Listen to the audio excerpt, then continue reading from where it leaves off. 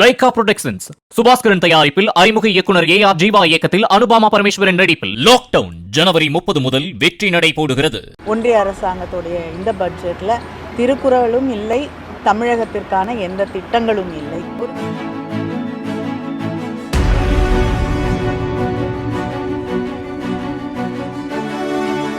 சட்டமன்ற தேர்தலை முன்னிட்டு பட்ஜெட்டில் தமிழகத்திற்கு ஏதாவது அறிவிப்புகள் வெளியாகும் என எதிர்பார்த்த நிலையில் ஏமாற்றமே மிஞ்சியதாக திமுக நாடாளுமன்ற உறுப்பினர் கனிமொழி தெரிவித்தார்.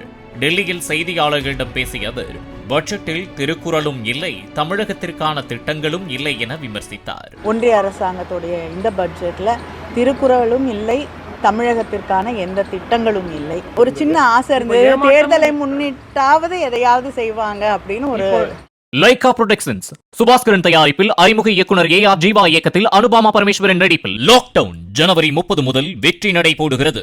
பிளே ஸ்டோர் மற்றும் ஆப் ஸ்டோரில் இருந்து பாலிமர் செயலியை QR கோடு மூலம் பதிவிறக்கம் செய்யுங்கள்.